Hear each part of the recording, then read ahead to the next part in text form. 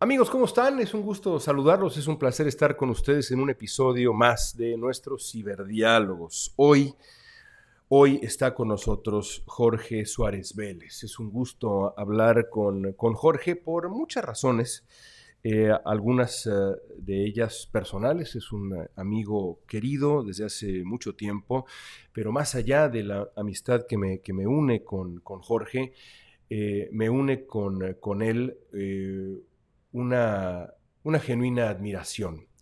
Admiro la manera como Jorge desde hace muchos años ha sabido leer la realidad global, sobre todo desde la perspectiva económica, que es la suya, es el área donde él tiene más experiencia, pero no nada más en la economía, también la lectura política e incluso social y cultural. Es un gran observador de nuestros tiempos. Es también un autor reconocido y un columnista de referencia en el diario Reforma, un hombre polémico que escribe como habla, con elocuencia, con precisión y también con potencia. Hoy en Ciberdiálogos hablé con Jorge Suárez Vélez sobre la elección presidencial en México. Él estuvo cerca de Xóchitl Gálvez. ¿Cómo lee Suárez Vélez lo que pasó en México? Pero sobre todo, más allá de hablar del pasado, hablamos del futuro de México, del futuro del planeta, del futuro de Estados Unidos, de lo que viene con la inteligencia artificial, de las oportunidades y desafíos que presenta este mundo nuevo que ya está aquí de manera tan evidente para todos nosotros. Una conversación de verdad interesante para ustedes en Ciberdiálogos. Disfrútenla.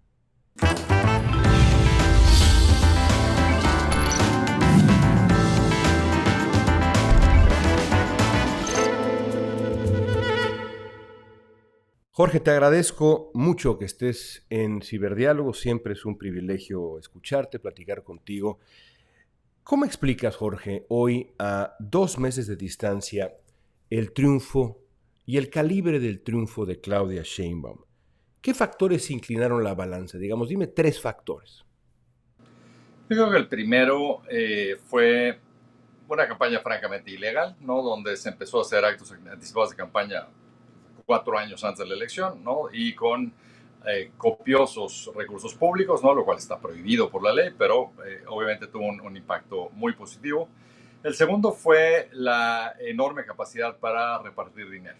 O sea, yo ahí la verdad me sorprendí de que a la gente le pesara menos lo que había perdido para recibir ese dinero. Es decir, si ves que al principio del sexenio había 20 millones de mexicanos sin acceso a salud pública y al final había 50, yo hubiera pensado que esos 30 que perdieron el acceso iban a estar mucho más enojados con la pérdida, y la realidad parecería que sintieron que esa pérdida ocurrió por algún azar del destino que no tiene necesariamente que ver con el gobierno, pero que el dinero que reciben sí proviene de López Obrador particularmente. Entonces yo creo que eso yo lo medí mal, ¿no? Y yo creo que probablemente lo último es una oposición con enormes dificultades, particularmente porque si tú lo ves desde el punto de vista de la campaña de Xochitl Gálvez, es una mujer que no tiene filiación partidista, pero que necesitaba tener a los partidos detrás para poder tener los recursos y las estructuras para hacer una campaña nacional, a sabiendas de que los partidos son extraordinariamente no populares y que hubo también 5 años de ataque al PRIAN, entre comillas, ¿no? Entonces eso también hacía imposible articular una campaña de oposición que no tuviera esa mancha de los viejos partidos. La oposición, como dice, respondió desde un principio al López Obradorismo fragmentándose. El PAN, en el fondo, nunca se recuperó realmente de la pelea por la candidatura del 2018. El PRD fue engullido literalmente por Morena, a tal grado que no existe más. Y el PRI fue el camaleón, que siempre ha sido un partido en realidad de posiciones, no de principios. Hoy las cosas no se ven mejores. El PRI es propiedad personal de Alejandro Moreno. ¿La oposición se suicidó, Jorge? Al menos la oposición formada en los partidos. Es una pregunta complicada. O sea, yo creo que los partidos merecen una buena parte del desprestigio que sufren, o sea, se la ganaron a pulso, ¿no? Creo que los fuertes escándalos de corrupción, por ejemplo, del gobierno de Peña, acabaron hundiendo a un PRI al que se le está dando una segunda oportunidad. Creo que no hay que perder de vista que probablemente lo que decías del PRI también ocurre de la mano de Morena, es decir, a Morena, o sea, lo ves incluso hoy en la falta, digamos, de consecuencias contra Alito, ves que pues a Morena le conviene tener este enemigo, ¿no? Y lo van a seguir alimentando pues para que sobreviva, ¿no? Pero lo que ocurre en México es que tienes esta enorme falta de sangre nueva y de posibilidades de partidos nuevos, porque pues, está cerrado totalmente ese espacio. Entonces yo creo que en ese sentido lo que yo me pregunto hacia adelante es ¿qué puede pasar? O sea, ¿cómo podría rearticularse una oposición real? Y no encuentro respuesta. O sea, yo creo que estamos regresando a los años de un partido hegemónico donde la lucha democrática o la lucha, digamos, entre facciones se dará dentro del partido y no afuera, ¿no?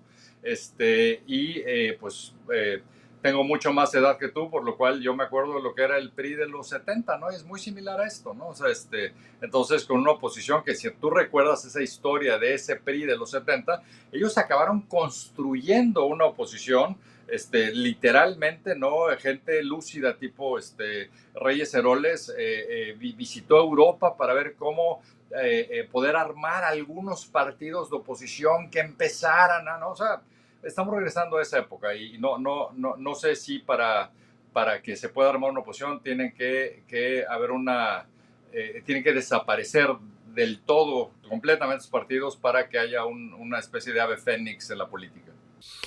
Entonces, cuando piensas en el futuro de la oposición al proyecto morenista, piensas que esa oposición tiene que venir desde dentro del movimiento, una escisión del movimiento, parte del movimiento que forme una suerte de reacción a la jerarquía de ese partido. No lo había pensado, pero eso puede ser. Yo creo que es una de las alternativas. Creo que otra alternativa sería que surjan liderazgos carismáticos y creíbles afuera de la estructura de partidos, ¿no? Sí, en cierta forma, pues lo que ocurrió con el propio López Obrador, formando el movimiento de regeneración nacional, ¿no? O sea, quizá por ahí es por donde podría ocurrir. La gran pregunta es cuándo, ¿no? Y yo creo que eso dependerá muchísimo de el éxito o fracaso, particularmente de esta administración que viene, la cual, en mi opinión, nace con enormes retos que va a ser muy difícil superar. Hablaremos ahora de lo que le espera a Claudia Sheinbaum, pero antes, en efecto, da la impresión de que a López Obrador le faltó un López Obrador, una figura central de oposición. ¿Quién pudiera ser hoy ese líder de la oposición? Tú has estado cerca de Xóchitl Gálvez, escribiste de manera muy emotiva después de la elección sobre ella. ¿Crees que ese debe ser su papel? Sí, creo que debe ser su papel. Creo que tiene ventajas. Uno, a pesar de cómo la trataron de manchar, digamos, con todas estas... con el hecho de haber sido parte de una alianza con estos partidos desacreditados, creo que es una mujer impecable. O sea, no ha sido extraordinariamente honesta, no tiene realmente filiación partidista. Yo creo que después de López Obrador, quizá la persona que más... que más ha recorrido el país, y no es de hoy, ¿no? Sino de hecho, desde finales del siglo pasado, dada la fundación que hizo desnutrición infantil. Ellas hoy lo que se está proponiendo hacer es eso, o sea, dice que va a estar trabajando como ingeniera en su empresa 3 días a la semana y los otros 2 va a estar viajando, quiere pagarse ella sus viajes para no deberle nada a nadie y quiere empezar a hacer esa voz, digamos, de oposición objetiva, ¿no? O sea, creo que tendría con qué, habrá que ver cuál es la reacción y cuál es la reacción también del gobierno contra ella, la cual va a ser, como lo ha sido en este sexenio, pues bastante violenta, ¿no? Y fuera de ahí yo creo que tendrán que ser caras nuevas, no las veo dentro de los partidos, o sea, creo que va a ser difícil que sea gente que hoy ya claramente tiene el sello del PAN o del PRI, porque se vuelven demasiado fáciles de golpear. Ahora sí hablemos del México que gobernará Claudia Sheinbaum, un país muy diferente al que gobernó en un principio Andrés Manuel López Obrador. ¿Cuál es el estado de la economía mexicana? ¿Qué país recibe Claudia Sheinbaum? Creo que es una situación bastante más crítica de lo que a primera vista parece. Lo primero y evidente es que este gobierno va a tener nulo espacio en lo fiscal. Al final de este sexenio, México podría tener un déficit de 6.9 puntos del PIB. Esto es un punto más de lo que ya se había presupuestado. El crecimiento está siendo menor, eso implica que la recaudación también es menor y evidentemente los gastos alrededor de las grandes obras públicas son enormes, pero particularmente el gasto electoral fue descomunal, por lo cual pues eso genera un faltante importante. Originalmente se decía que para el año que entra se iba a reducir a la mitad del déficit, lo cual a mí siempre me pareció una barrabasada decirlo. No, ahora ya lo que dicen es que a lo largo del sexenio se irá reduciendo el déficit, pero la realidad es que México enfrenta problemas estructurales serios. El primero de ellos es que la recaudación fiscal como proporción del PIB es muy baja. A mí, constante, como sabes, doy muchas conferencias y muchas veces en las conferencias me dicen, es que esa es la maldición de México, que no recauda. Y yo lo que contesto siempre, eso ha sido hasta ahora la bendición de México, porque López Obrador, si hubiera tenido una recaudación más alta, en vez de 2 bocas hubiera hecho 4, ¿no? Entonces, afortunadamente no tuvo más dinero para dilapidar, pero hacia adelante se vuelve muy importante incrementar la recaudación. Algo que preocupa a muchos empresarios es que esa recaudación se haga a partir de una reforma fiscal típica de un gobierno de izquierda. Eso es una etiqueta importante también que hay que subrayar. Hay cierta claridad de que Claudio Sheinbaum es más de izquierda que López Obrador, que probablemente López Obrador pues es más como un nacionalista revolucionario, pero no es realmente de izquierda. Claudio Sheinbaum, por su origen, pareciera serlo mucho más y tiene gente cerca de ella que también lo es. El peligro ahí es que caigan en las trampas que ha caído la izquierda en las reformas fiscales, donde tienden a buscar recaudar a partir de impuestos a las herencias y a la riqueza, lo cual nunca ha funcionado en ningún país. Cuando en Francia trataron de hacerlo, lo único que provocó esto fue que algo así como 3,000 millonarios se fueron de Francia, ¿no? Pero probablemente la recaudación no aumentó. Entonces, para que aumentara la recaudación tendría que hacer cosas inteligentes y mucho más profundas, ¿no? En términos de cerrar todos estos espacios, en términos de, por ejemplo, servicios profesionales, etcétera, cosas donde se logra evadir impuestos por esas vías. O sea, no sería sencillo y hay mucha preocupación de si ellos van a poner el énfasis donde se tiene que poner, pero no tienen de otra. Segundo, si insisten en el modelo de Pemex, eso va a ser un hoyo negro que cada vez les va a estar jalando más recursos y eso es peligrosísimo. Pemex solamente gana dinero en su actividad de extracción de petróleo. Pierde hasta la camisa en todo lo demás, particularmente en refinación. Este gobierno insistió en meterle toda la carne al asador en la refinación y pues ahí estamos viendo las consecuencias. O sea, Pemex es la empresa petrolera más endeudada del mundo, debe algo así como 108,000 millones de dólares, eso debe ser por ahí de 6, 7 puntos del PIB. Pierde cada vez más dinero y la producción que nos habían prometido que iba a andar por ahí de 2.6 millones de barriles diarios para el final del sexenio está en la mitad.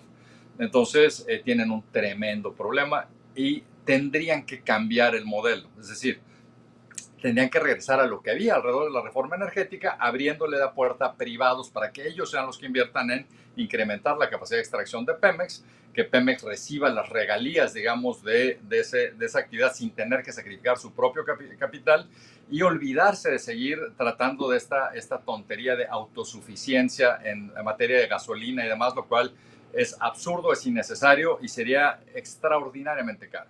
Entonces, ahora, una vez más, un gobierno de izquierda está dispuesto a hacer ese cambio de modelo, está por verse. Y lo último aquí es, o sea, lo hemos oído hasta el cansancio, es todo este tema del reshoring o nearshoring o friendshoring o como le queramos decir, lo que básicamente son todos sinónimos de un proceso que está habiendo de reubicación de cadenas de suministro. Estados Unidos ve inminente una confrontación con China que podría llegar incluso a ser militar, por lo cual lo último que quiere es tener tu abasto, digamos, proviniendo de capacidad industrial china. Entonces lo tienen que sustituir y aparte durante la pandemia se dieron cuenta de que tener tanto suministro tan lejos es muy riesgoso porque de repente no tienes transporte, cosas así, y hacen que se te paren todas las fábricas, digamos, porque no tienen insumos. Y México no ha aprovechado esa oportunidad. Tú lo has dicho en tus columnas varias veces, ¿no? México sería el socio perfecto en esto. Primero porque pues llevamos ¿qué? 40, no, 30 años de acuerdo comercial, o sea, México ya demostró que lo puede hacer, que lo puede hacer bien, que tenemos gran capacidad para producir con calidad, nos hemos vuelto por mucho el país manufacturero más poderoso de América Latina y en ese sentido entonces somos el ideal, el sustituto ideal de ese proveedor. Ahora, para hacerlo necesitas producir energía. O sea, es decir, si una fábrica se quiere venir a establecer en México y vas a invertir $1,000 millones, necesitas tener garantía de que vas a tener abasto de energía. O sea, que cuando pongas la fábrica no la vas a parar porque de repente no te pudieron proveer con electricidad. Y no solo eso, necesitas electricidad de buena calidad, que sea barata y preferentemente que provenga de energías limpias, o sea, de fuentes limpias, de tal forma que todas estas empresas que han hecho grandes compromisos de bajar su huella de carbón, pues que en México no les des en la torre porque de repente les vendiste electricidad que provenía de quemar combustóleo, ¿no? Entonces, esto es lo que no estamos haciendo. Y darle la vuelta, digamos, a la destrucción que hubo alrededor de la reforma, de revertir, digamos, la reforma energética, es algo que no lo vamos a lograr de un día para otro. Vas a necesitar que muchas de estas empresas que ya se fueron de México golpeadas, les cambiaste las reglas, les cambiaste la ley, perdieron hasta la camisa, esas no van a regresar a México. Vas a necesitar que otras vengan a hacerlo y eso va a implicar que te van a pedir condiciones mucho mejores, más garantías y te van a pedir también que haya una rentabilidad mucho mayor para compensar el mayor riesgo que están percibiendo que toman. A todo esto que describes hay que sumar, imagino yo, un factor. El principio del gobierno de López Obrador se vio marcado, y tú lo explicaste muy bien en su momento, por la cancelación del aeropuerto. Eso parece casi una anécdota, casi una nimiedad frente a la reforma judicial que está en la mesa propuesta por el presidente López Obrador y que tanto él como la presidenta electa han dicho se va a aprobar. ¿Qué costos para todo esto que describes, para el desarrollo futuro de México, implicaría la aprobación de la reforma judicial? Por ejemplo, ¿correría riesgo el Tratado de Libre Comercio? Les pones absolutamente el dedo en la llaga, o sea, y es muy buena la analogía con el aeropuerto. O sea, el aeropuerto dio la señal de un gobierno dispuesto a hacer algo absolutamente irracional como una forma de demostrar su poder, digamos, y lo cual puso muy nerviosa a mucha gente. En este caso, el hacer esta reforma judicial, lo que básicamente hace es que cancela uno de los tres poderes, ¿no? Cancela totalmente al Poder Judicial, deja sin recurso legal a los inversionistas privados, nacionales o extranjeros, y por lo mismo cancela cualquier posibilidad de que México aproveche esa reubicación de cadena de suministro. No van a venir a invertir en México inversionistas que sientan que se quedan sin recurso legal. Por eso es muy importante la liga que haces con el acuerdo comercial. Lo que hizo en su momento el TLC fue que permitió que inversionistas internacionales invirtieran en un país sin Estado de Derecho real, es decir, que tenía instituciones muy frágiles en términos de impartición de justicia. Pero la forma de resolver eso, darle la vuelta a las instituciones en México y tener entidades en el extranjero que fueran árbitro de alguna disputa local. Entonces estabas en cierta forma importando un régimen legal que no era tuyo. Y funcionó que México hoy es el exportador número uno hacia los Estados Unidos.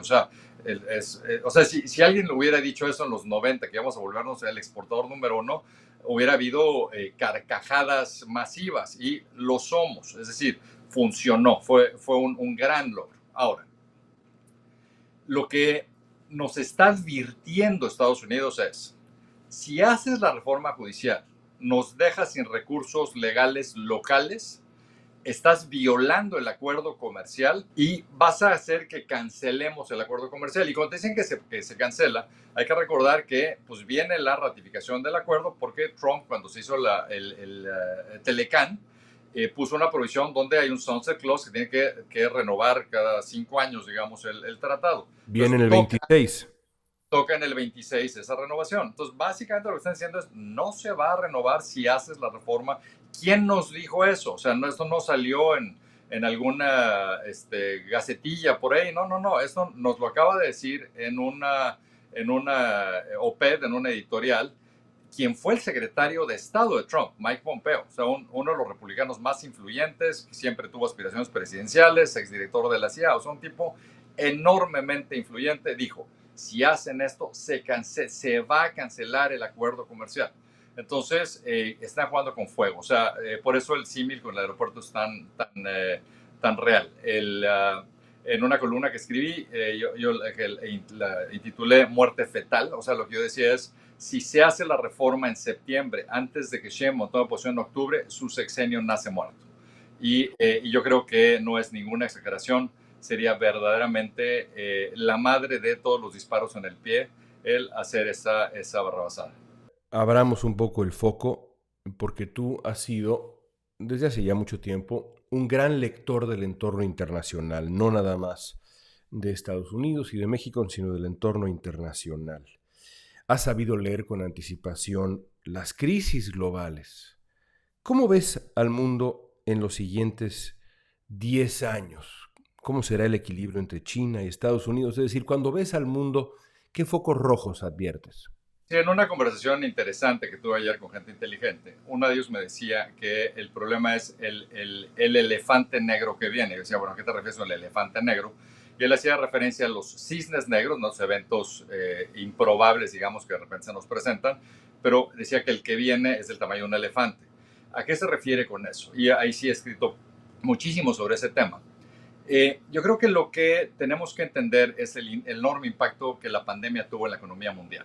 El de repente poner pausa a toda la economía mundial, que la gente se mantuviera en su casa, dejara de trabajar, pero que los gobiernos les mandaran cheques para que no tuvieran que salir a buscar sustento, pues implicó, por ejemplo, el caso de Estados Unidos, 26 puntos del PIB en 3 años. Eso es más, por ahí anda el costo de la Segunda Guerra Mundial. Hicieron lo que deberían de hacer, porque de no hacerlo hubiera habido muchas más muertes de las que hubo, pero eso no lo hemos pagado todavía. Es decir, si tú ves las cifras tanto fiscales como la deuda, no solo de Estados Unidos, sino de todas las economías industrializadas, el promedio de deuda está como en 117 puntos del PIB. Estados Unidos debe andar por ahí de 124 puntos del PIB en este momento. Pero además de eso, Estados Unidos tiene un déficit de 7,5 puntos del PIB este año. Entonces, ¿cuál es el problema que tienes? Y vas a tener que financiar todos esos déficits y ese endeudamiento. Para financiarlos, o sea, los mercados y el público lo que están esperando es que ahí vienen bajas en las tasas de interés, porque está empezando a reducirse la presión inflacionaria. Esto es cierto, pero el ángulo que no están viendo es que vas a tener que competir contra otros países para atraer ahorro internacional, y para hacerlo vas a necesitar tasas más altas. Es decir, a corto plazo creo que las tasas pueden bajar, pero después creo que vamos a ver una tendencia secular de tasas al alza. Esto tiene que ver, veamos el caso de Estados Unidos, es el quizá entendemos mejor. Para que se redujera esa presión fiscal en Estados Unidos, necesitaríamos de un gran acuerdo entre demócratas y republicanos en el Congreso para hacer una gran reforma de entitlements, ¿no? O sea, dos programas sociales que se encarecen brutalmente conforme la población envejece. Muy Necesitarías, improbable. Muy muy improbable. improbable, y necesitarías cerrar todos lo que dicen estos loopholes, ¿no? Todas estas áreas donde se te escapa mucha recaudación y pues igualmente improbable que lo hagas. Si tú escuchas a Larry Summers, que fue secretario del Tesoro y presidente de la Universidad de Harvard, lo que él dice es que esa falta de acuerdo y ese encarecimiento natural de los programas sociales va a hacer que Estados Unidos llegue a cifras de déficit de doble dígito.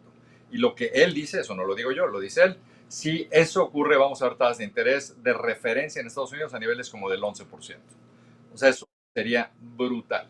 Porque la implicación de eso es que eh, si tú ves hacia atrás, si ves la década pasada fue la de mayor rentabilidad en el mercado accionario de Estados Unidos en su historia. La bolsa dio en la década algo así como 250% de rendimiento, eso nunca había ocurrido. Eso implica que mucha gente vio cómo su ahorro se expandió. Esto no fue solamente para la bolsa, sino también fue, por ejemplo, para el mercado inmobiliario, para obras de arte, para un montón de cosas, entre otras razones, porque la década pasada tuvimos tasas de interés cercanas a cero. Es decir, si tú querías tener alguna rentabilidad, tenías que jugártela comprando activos porque sabes que comprando bonos no ganabas nada. Ahora podríamos entrar en el esquema opuesto, donde de repente tengas tasas mucho más altas que hagan mucho más difícil, por ejemplo, financiar la adquisición de una casa, que compitan mucho con el rendimiento que te puede dar invertir en una acción o en una obra de arte, por decir algo, ¿no?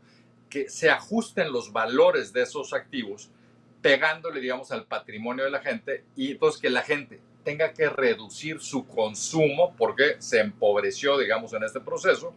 Y ahí, por ejemplo, un gran impacto es para México, porque acabamos de decir que somos el principal exportador a Estados Unidos, pues ¿qué crees que le pasaría a la demanda por nuestras exportaciones si la demanda se afloja en Estados Unidos?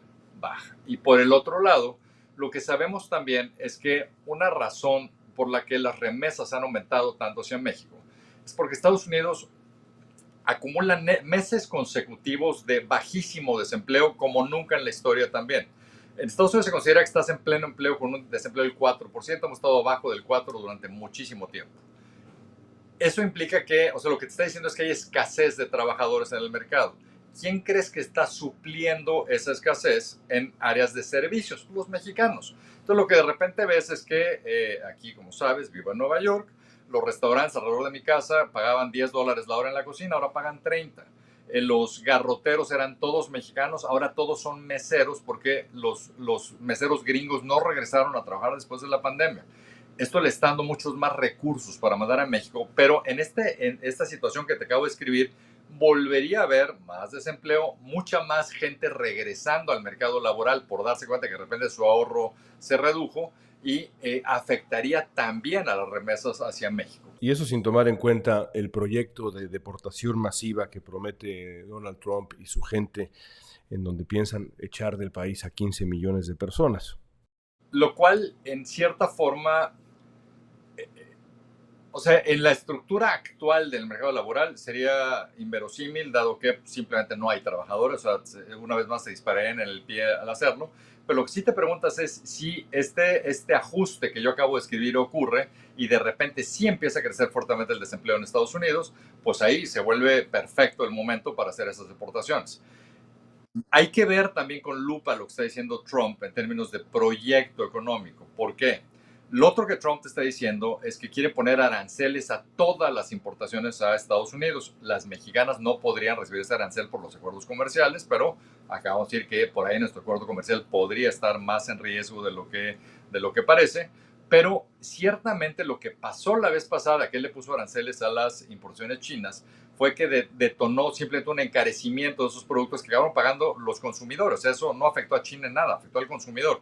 Aquí podría pasar lo mismo, pero en forma mucho más amplia, lo cual podría hacer que también haya fuerte presión inflacionaria en Estados Unidos por este tipo de tema. Y lo último también que nos acaba de decir Trump alrededor de la convención, lo dijo también J.D. Vance, lo ha dicho la gente cercana a él, es que creen que el dólar, que deben de hacer algo por debilitar al dólar.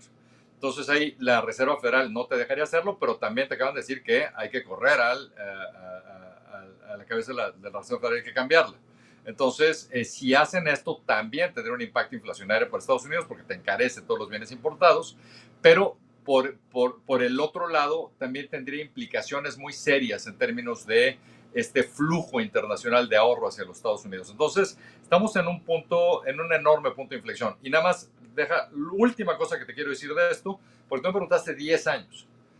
Lo que no quiero parecer es que veo como que el cielo se va a caer, ¿no? Y que vamos a estar en un tremendo colapso de la economía mundial.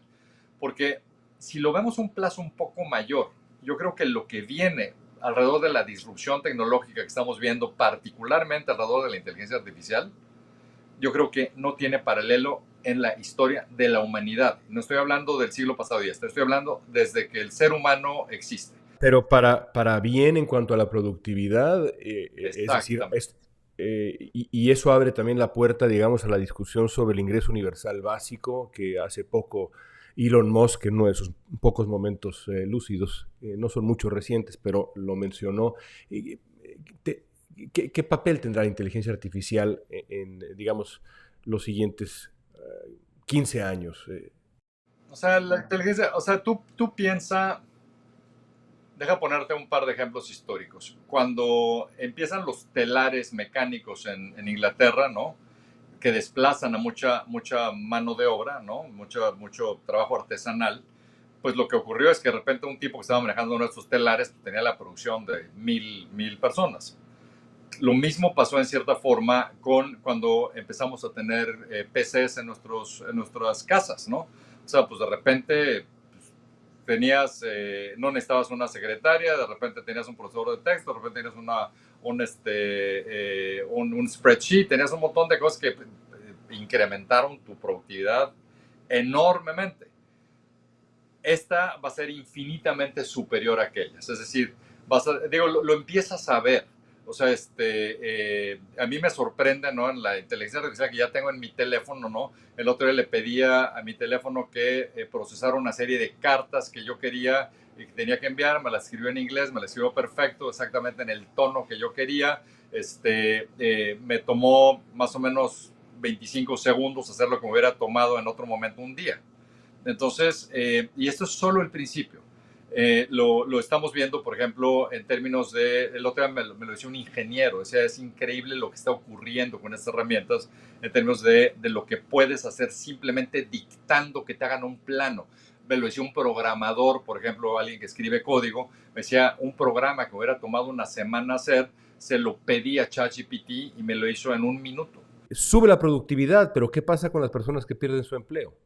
Hay un libro que le recomiendo mucho que nos escuche, que lea, que es un libro no nuevo, yo creo que yo lo leí hace ya más de 10 años, se llama The Second Machine Age, que le escriben dos profesores de MIT, que es extraordinariamente optimista en cuanto a lo que viene, diciendo qué es lo que va a pasar, pues que vamos a ver otro tipo de actividades desarrollarse, como ocurrió en las disrupciones pasadas, es decir, decían, por ejemplo, vas a necesitar cada vez más gente en áreas de terapia física. ¿Por qué? Pues porque la esperanza de vida está incrementándose fuertemente y pues tu cuerpo sigue siendo el mismo, ¿no? Entonces necesitas mucho más atención a este tipo de actividades, mucho más atención a temas emocionales, mucho más, pero también implica que te libera mucho más tiempo, lo cual te puede permitir, ¿no? Incrementar tu cultura, estudiar otras cosas, tener una mejor calidad de vida. Para gente que está sola, por ejemplo, que eso es un tema que lo ves, por ejemplo, en Japón, etcétera, cada vez ves más interacción entre seres humanos y robots que son muy similares al humano, ¿no? O sea, yo creo que es difícil pronosticar exactamente cómo va a evolucionar, pero creo que la evolución va a acabar siendo enormemente positiva porque va a implicar que las economías van a tener mucha más capacidad de satisfacer con muchos menos recursos. Entonces, yo creo que es muy positivo. Y dicho de paso, esa es la razón por la que México no debe separarse de Estados Unidos, por la que debemos seguir tan íntimamente ligados como podamos, porque el epicentro de esa revolución que acabo de escribir es absolutamente Estados Unidos. Entonces, tenemos el privilegio de estar juntos. Lo que deberíamos estar pensando es cómo carambas hacemos para incrementar, digamos, la integración económica y particularmente incluso yo diría la integración profesional. O sea, aumentar el número de mexicanos que viven en Estados Unidos, aumentar el intercambio de conocimiento, tecnología, intercambios educativos, etc. Y creo que eso es algo que este gobierno simplemente no entiende. Déjame cerrar con dos preguntas de diagnóstico de Estados Unidos y México, los dos países que estudias con mayor frecuencia. Hasta hace unos días el triunfo de Trump parecía muy probable. Después de la decisión de Joe Biden, parece, digamos, menos probable, pero aún me parece a mí es lo más probable. En este mismo espacio, en Ciberdiálogos, Moisés Naim me dijo que lo que le quita el sueño de todo el escenario internacional, de todo lo que está ocurriendo en el planeta, lo que le quita el sueño es el triunfo de Trump. ¿A ti te quita el sueño el triunfo de Trump? A mí me quita el sueño el triunfo de Trump y me quitó el sueño oír a Moisés Naim decirlo. O sea, digamos que me incrementó la pesadilla escucharlo él también, porque oí tu ciberdiálogos con él. Sí me quita el sueño en muchos sentidos. Creo que tiene implicaciones terribles para la democracia en Estados Unidos, implicaciones terribles para un servicio público de carrera que puede acabar siendo absolutamente devastado. Me quita el sueño lo que podría pasar en Ucrania, porque yo creo que Estados Unidos o él, digamos, sigue sin entender que la guerra más barata que podría estar peleando Estados Unidos es esta, al simplemente dar recursos a Ucrania, pero no estar dando vidas de soldados estadounidenses que vayan al frente, digamos, ¿no? Yo creo que sería terrible lo que ocurriría con Rusia pudiendo ganar esa guerra. No se van a quedar ahí, van a seguir yéndose contra otros países sin lugar a duda. O sea, eso sí se parece cada vez más a lo que ocurrió alrededor de la Segunda Guerra Mundial. Hay también algo que acaba de escribir Yuval Harari al respecto que me parece muy, muy importante leer. Creo que tendría un pésimo impacto sobre una economía estadounidense que lo último que requiere es de la falta de disciplina fiscal que Trump ya tuvo en su primera administración, ¿no? En un momento donde hablábamos de que pues, también está en una situación complicada, un país que tiene que pagar todavía por la pandemia. Creo que el racismo, o sea, oía yo cosas que se dijeron en la Convención Republicana que literalmente podrían haber sido dichas en una reunión del partido nazi en los años 30, ¿no? O sea, con un nivel de racismo y de misoginia verdaderamente alarmantes, ¿no? Entonces sí, me quita el sueño y en ese sentido también me preocupa en sobremanera la disfuncionalidad del Partido Demócrata que no ha logrado articular una oposición que pueda hacerle frente. Kamala Harris no es esa oposición. Creo que están pagando el enorme crimen que hicieron de no tener procesos de primarias normales. Lo pagaron con Hillary Clinton cuando se volvió eso más de una coronación y lo están volviendo a pagar. Y lo otro que creo que están pagando es que les convino tener a Kamala Harris por la óptica de tener ahí a una mujer negra como vicepresidenta, pero no se preocuparon por tener ahí a alguien que pudiera ser presidente, que ese no es el caso de ella. Y creo que ahora pues, están pagando por esa arrogancia de haber pensado que con la imagen y la óptica les bastaba. Entonces sí me preocupa, yo también creo que va a ganar desafortunadamente Trump. Creo que al tener a Kamala en vez de a Biden, lo que pudiera ser un poco mejor es la perspectiva para el legislativo, donde parecía evidente que con Biden las dos cámaras se perdían. Ahora podría ser menos evidente. Habrá que ver cómo es esta campaña también. Creo que Trump también no cesa de sorprendernos. Su capacidad para meterse el pie es infinita, ¿no? Si ves la convención republicana, si su discurso de cierre hubiera sido de 15 minutos, hubiera sido un gran éxito, pero habló hora y media y metió 60 patas y generó 40 enemigos en el proceso en forma absolutamente innecesaria. Habrá que ver. O sea, la elección es en noviembre, muchas cosas pueden pasar de aquí entonces. Y si ves que en la última semana tuvimos un conato de asesinato, una convención y uno de los dos candidatos se bajó, pues cualquier cosa puede pasar de aquí a noviembre, ¿no? Por último, Jorge, déjame terminar con esta pregunta que en cierto sentido es binaria. Como observador del mundo, de la economía mundial, todos estos factores que has recorrido con nosotros a lo largo de este ciberdiálogo tan valioso, en términos generales, ¿estás hoy optimista o pesimista sobre el futuro de México en los próximos 6 años? Estoy desafortunadamente pesimista y calificaría aún más ese pesimismo diciendo algo que me entristece en sobremanera es pensar que probablemente en lo que en mi vida ya vi el mejor México. Es decir, un México lleno de carencias, pero que ese era el mejor al que podíamos haber aspirado. Y eso me entristece muchísimo para las nuevas generaciones. Gracias, Jorge. Al contrario. Espero estén de acuerdo conmigo en que es un gusto, un privilegio escuchar a Jorge Suárez Vélez. Los invito a seguirlo en sus redes sociales, en sus columnas, en el diario Reforma, y si tienen la oportunidad de asistir a una de sus conferencias, pues háganlo, porque de verdad vale la pena. Jorge Suárez Vélez. Yo soy León Krause Gracias por seguirme. Les pido que lo hagan en mis redes sociales, que sigan también a Letras Libres, que apoyen a Letras Libres en sus distintas plataformas. Suscríbanse a la revista, súmense a nuestro canal de YouTube, súmense a las plataformas donde aparecen nuestros podcasts. De esa manera podremos seguir haciendo esto que hacemos para ustedes mucho tiempo más. Lo repito semana a semana, pero es de verdad, créanme, importante. Y compartan estos ciberdiálogos. Mientras más gente nos escuche, más tiempo estaremos por acá. Y queremos estar mucho tiempo. Gracias.